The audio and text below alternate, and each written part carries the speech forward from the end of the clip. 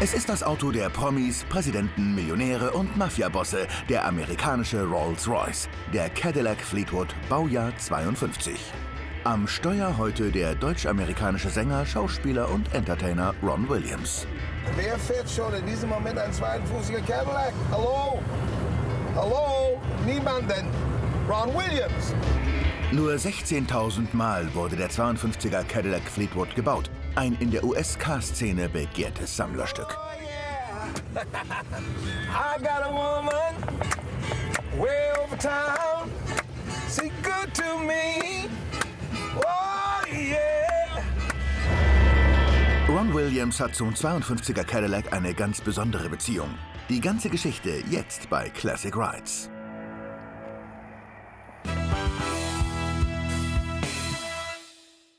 Der deutsch-amerikanische Entertainer Ron Williams, in den 60er Jahren der erste afroamerikanische Nachrichtensprecher von American Forces Network. Als Musicalstar in der Rolle des Nelson Mandela und als Ray Charles wird der US-Car-Fan weltweit gefeiert. Ja, ich stehe natürlich auf die neuen, das will ich nicht so sagen, aber die alten, die Oldies. Warum? Weil sie Stil hatten, Charakter. Ich meine, wenn du einen alten Packard oder alten Cadillac anschaust von damals, 50er Jahren, 60er Jahren, diese Chrom, diese Schwere, diese Weißwarnreifen, diese Ausstattung, diese Riesenmotoren, dieses Geräusch und einfach, das war Amerika, als es noch, sagen wir, die Eisenhower Years, da ging alles okay, da war diese Aufbauzeit. Schöne Autos, ich liebe sie. Und ein besonders schönes Auto steht heute vor Ron Williams. Ein Cadillac Fleetwood aus dem Jahr 1952. Seit 1946 vermarktete Cadillac extra luxuriöse Modelle unter dem Namen Fleetwood. Wahnsinn, Wahnsinn, das gibt's ja nicht, das glaube ich nicht. Das glaube ich nicht. Ein 1952er Caddy Fleetwood hier in Bavaria, in Bayern am Ammersee. Das gibt's ja nicht. Und der ist gut beieinander. Hammer! Und mein Präsident, mein ehemaliger Präsident, John F. Kennedy, ich war dabei, als er seinen Eid schwor. Schau das an hier. Wenn man von Chrom spricht, man darf kein Auto von heute überhaupt, das ist gar kein Vergleich, das ist echtes Chrom. Schwer, dick.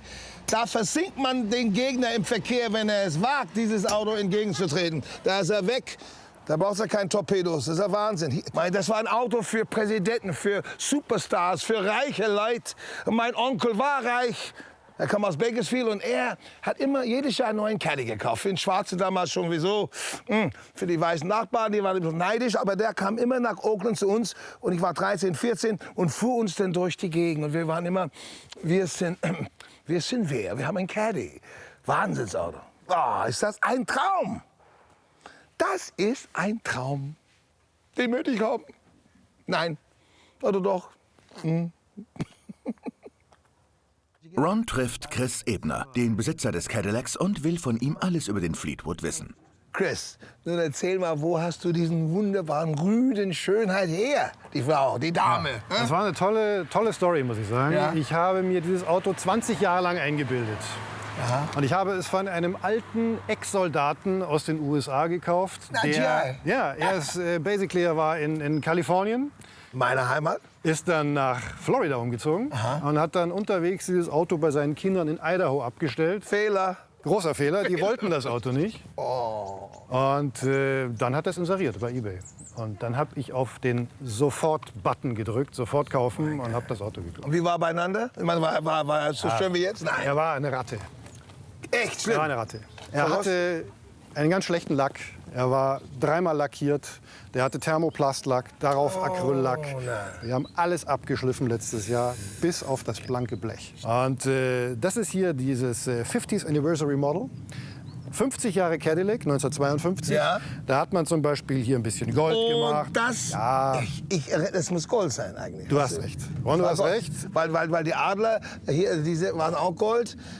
Hast du aber nicht machen können. Ich habe das nicht mehr vergolden lassen können, ich habe es verchromt.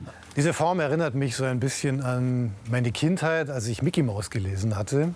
Da gab es den Kommissar Hunter und der fuhr auch ein grünes, großes, rundes Auto, was mich sehr an die Form erinnert hat. Und Es faszinieren mich natürlich auch schon so ein paar Erinnerungen, die ich meiner Kindheit verbinde. Und ich denke mal, das ist der Hauptgrund.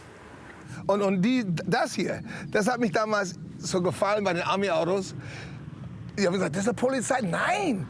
Wenn man irgendeine Freundin abholte zu Hause oder man die Straßennamen nicht lesen konnte, hat man es angeschaltet und man konnte dann die Häuser. Heute wird man sofort von Polizei gestoppt. Ja, oder? Ja. Das waren diese... Also das war ein Special. Ja. Das hat auch Aufpreis gekostet und ich finde es fantastisch. Ja, aber die Leute werden heute nicht sehr happy sein, wenn du plötzlich Nein, durch vor allem- Wohnzimmer mit in so einem Scheinwerfer. Ron, wenn du mit dem Auto hinter einem normalen Auto herfährst und machst dann die Funzel an, die ist stark, ne? Die ganze dann Polizei. denkt überhaupt, was ist jetzt los? Ne? Die Bullen Der hält fahren sofort Cad- an. Ja. Bullen fahren Die Bullen fahren Caddies. Caddies. Sag mal auch mal. Ja, natürlich, mach auf. Boah, look at this. Look at this. Oh, Hammer. Das sind noch Armaturen, ne? Ist das ein Wahnsinn. Das ist, auf der Wohnzimmercouch ist das hier. Das gibt's nicht Besseres. Das muss man das ist ja... Oh, and the horn. An American... Ah, siehst du? Kein Rinky-Dinky Mercedes, sondern Caddy vor der Tür. Hallo. Geil. Super, super. Ich möchte den fahren. Den möchte ich fahren. Wir können nachher eine Runde drehen, wenn du möchtest. Oh, ich bestehe drauf. Ich muss dir eins noch zeigen, Ron. Ja. Ah, ja, ja. I know. I know. Das weiß ich. Weil als 13-Jähriger habe ich das, mein Onkel hat gesagt, Ron, weißt du, wo es ist? Ja, weil im Fernsehen hatte ich die Werbung gesehen. Ich wollte dich nämlich gerade fragen, wo kommt der Sprit rein? Ah, der Fachmann. Yeah, I saw it on television. Ich habe es im Fernsehen gesehen und hier war der Name Fleetwood, Chris. Hier Fleetwood. Ja. Das war der oberste, wie sagt man? Das Topmodel. Der Topmodel. Das war wieder Maybach von Mercedes. Ja. Du kannst hier wohnen. Guck hier. Man redet heute von Kofferraum, Stauraum. Hier kannst du da kannst du den kleinen Sprint hier reinlegen. Was, das ist ja Wahnsinn. Das ist eine Signal Lamp, auch aus den frühen 50er Jahren. 6 Volt. Habe ich mir extra dazu gekauft in Los Angeles, in Pomona, auf einem Markt von einem Mexikaner für $10. So, jetzt haben wir hier. Ja. Das ist, Cadillac hat 1952 erstmalig die Auspuffe durch den Stoßstange geführt. Aha. Und das ist ein Styling-Gag. Ja, genau. Das ist einfach sensationell. Ja. Und Chrome. I mean, welches Auto hat so viel Chrome heute? Niemand. Das geht nicht mehr, gell? Das ist Essen zu teuer, oder? Aber das ist ein Chrome für Days. Und schau hier. Innen ist das Hammer. Da ist Platz, da kannst du Party feiern, aber hallo. Schön. Die übrigens noch eine Sache, das hier sind diese, diese Vertical Lines. Die nur sind, Dekor, gell? nur der Fleetwood hatte das. Ja, das war das Zeichen des Fleetwoods, ja. 60 Special. Und das hier, auch als ob es Luft gibt. Ja. Auch nur Tarnung, gell? Ja, die Autos, die hatten ja damals so ein bisschen die Optik angelehnt an Flugzeuge. An Flugzeuge. Ja? Und Ein bisschen ist gut. In den 40er Jahren waren es Schiffe. Da hat man diese hochstehenden Kühler gehabt, die an den Bug eines Schiffes erinnern. Ja, und jetzt ist... Auf einmal kam Düsenzeitalter, da waren Lufteinlassschlitze, Heckflossen, vorne Bomben. Ja? Und das ist alles Flugzeitalter. Wer erwartet so ein Auto hier in Bayern am Ammersee? Einen 52er Cadillac. I mean, dieses Auto ist der Rolls-Royce, der Maybach der USA in den 50er, 60er bis heute. Aber damals, das war das Ultimatives. Wenn du das hattest, du warst ein gemachter Mann. Nicht? Präsidenten, Hollywood-Stars, Zuhälter, Mafia-Bosse. Und mein Onkel in Schwarz, schönes Auto. Und ich hatte es nie gedacht, dass ich sowas erleben würde in Bayern. Aber der Chris hat es möglich gemacht und ich finde das Ding einfach schön. Die ist schön. Also, dass der Ron auf Anhieb auf dieses Auto angesprungen ist, hat mir schon sehr imponiert. Mir und meinem Wagen natürlich noch mehr, nehme ich an.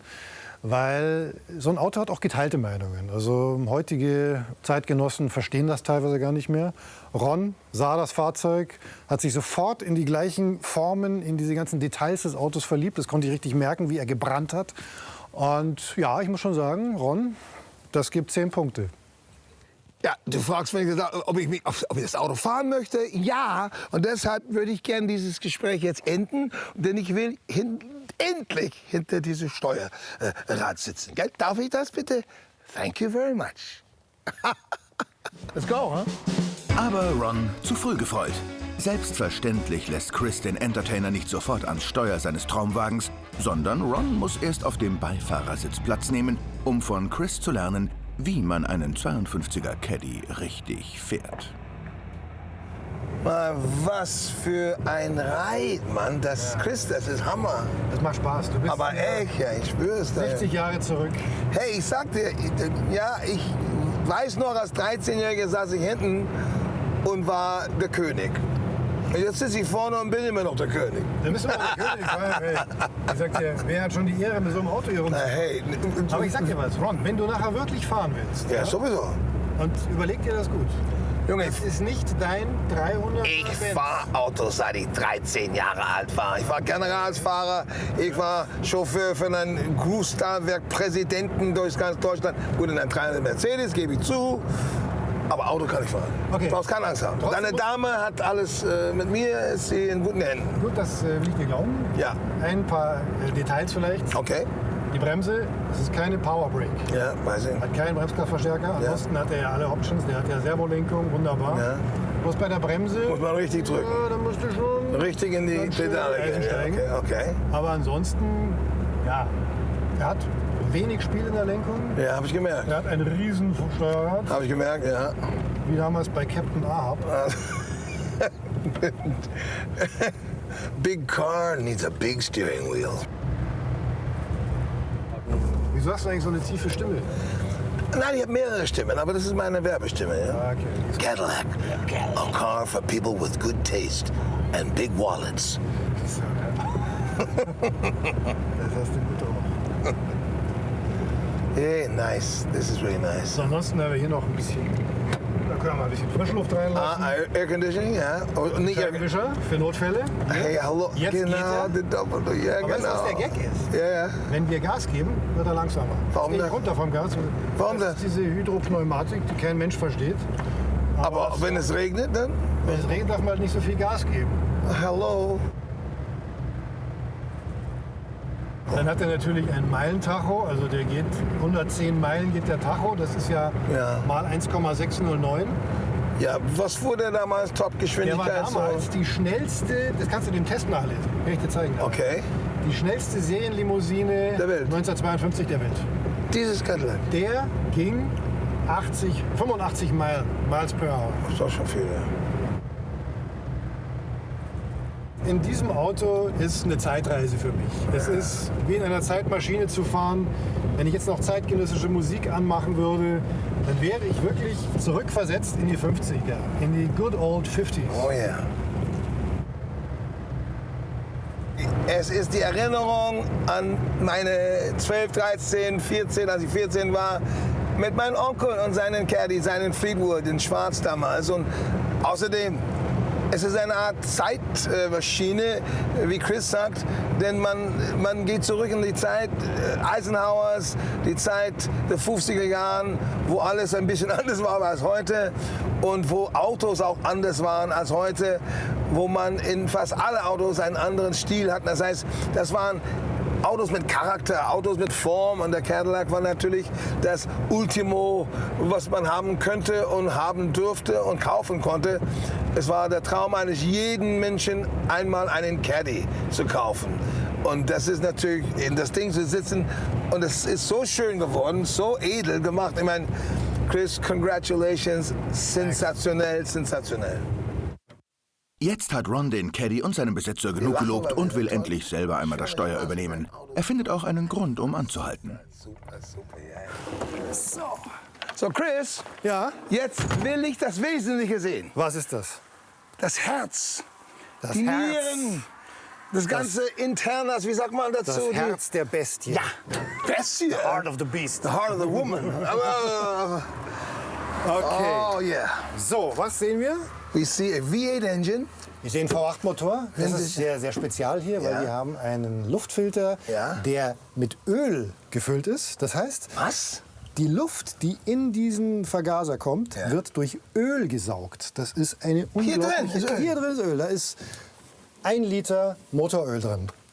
Ein Ölbadfilter. Unglaublich, ne? Nicht Öl. Was die damals was gemacht haben. Und der 6 Volt Delco Battery. du hast sie gesehen. Sehr schön, sehr schön. Schlappe ja. 6 Volt. Ja. Ab 53 haben sie 12 Volt gehabt. Aber Und hier, du, habe ich gesehen, Ja.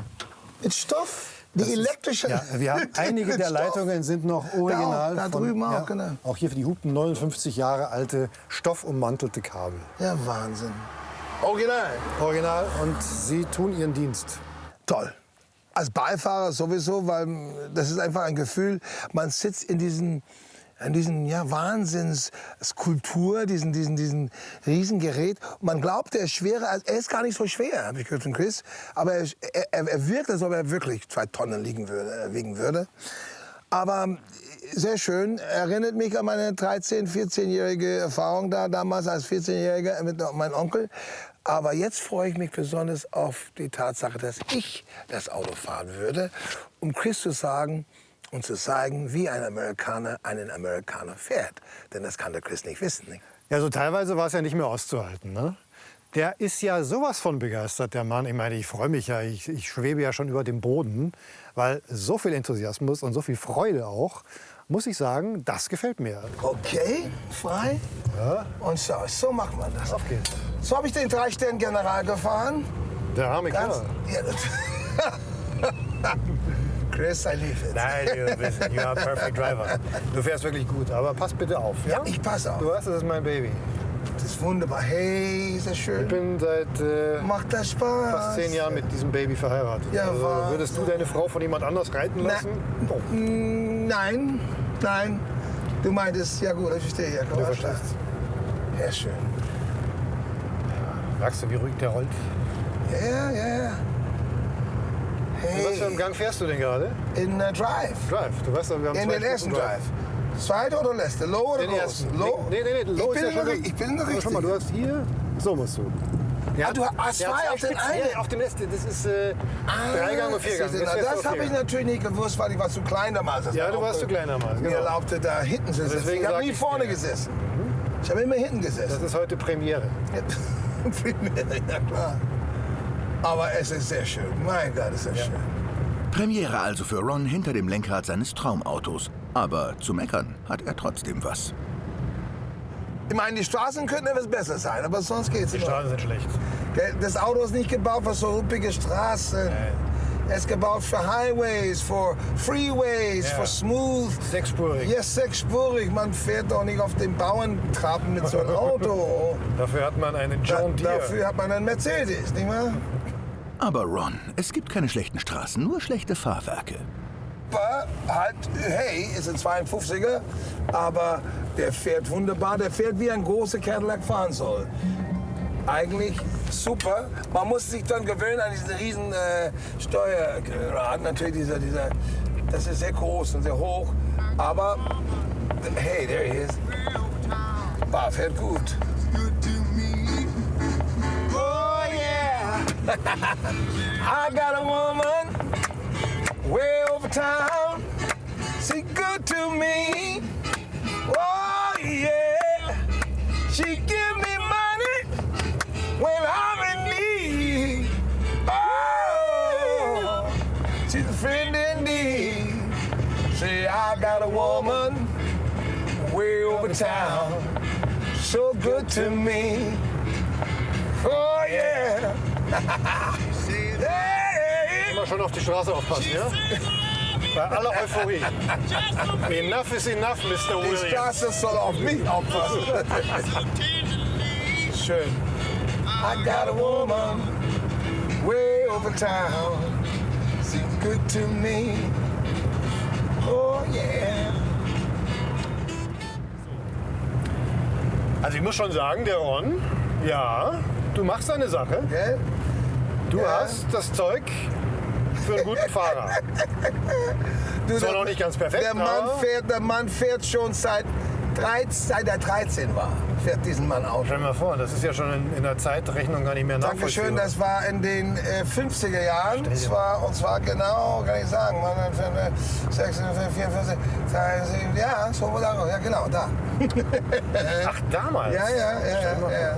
Einfach ist ein schönes Gefühl, ein sehr schönes Gefühl und ein einmaliges. Denn wie viele Leute fahren in diesem Moment einen 52er Cadillac durch die Gegend? Egal wo. In Kuba ja vielleicht, aber die sind ein bisschen besser, ein bisschen anders beieinander. Ja. Aber wer fährt schon in diesem Moment einen 52er Cadillac? Hallo? Hallo? Niemand denn. Ron Williams. Dank Chris. Okay? You're welcome. Schönes Gefühl. Schönes Gefühl. The highway is mine. Ron hat recht. Heute fahren nicht mehr so viele 52er Cadillac Fleetwoods auf den Straßen herum. Und gut erhaltene Modelle kosten mindestens 30.000 € und mehr. Es hat mir schon sehr viel Spaß gemacht, auch mal vom Beifahrersitz aus zuzugucken, wie jemand mein Auto fährt. Das ist absolut neu für mich. Und ich muss sagen, es hat mir Spaß gemacht. Er hat mir auch durch seinen Fahrstil alle Ängste nehmen können. Herzlichen Dank nochmal an Ron. Toller Fahrer. Gerne wieder. Es war schön. Ich habe sehr viel Spaß gehabt. Ich meine, so ein Auto zu fahren, wann kriegt man so eine Chance? Ha? Ein 52er Caddy? Niemals. Und ich war der Einzige, wetten, der Einzige auf diesem Planeten, auch vielleicht, ein paar haben es in Amerika noch getan, der so ein Auto gefahren hat heute. Und ich muss sagen, viel Spaß, ich werde es nicht vergessen. Und ich habe Chris, ich hoffe, dass Chris das hört jetzt. Ich würde gerne das Auto haben für vielleicht ein Wochenende, eine ganze Woche, alleine. Chris? Geht das? Chris? Darf ich? Ich darf Sie haben für ein Wochenende. Siehst du, the Green Lady and me were friends, best friends. Woo, yes. Und so träumt Ron heute Nacht bestimmt wie viele Männer vom amerikanischen Traum. Auto.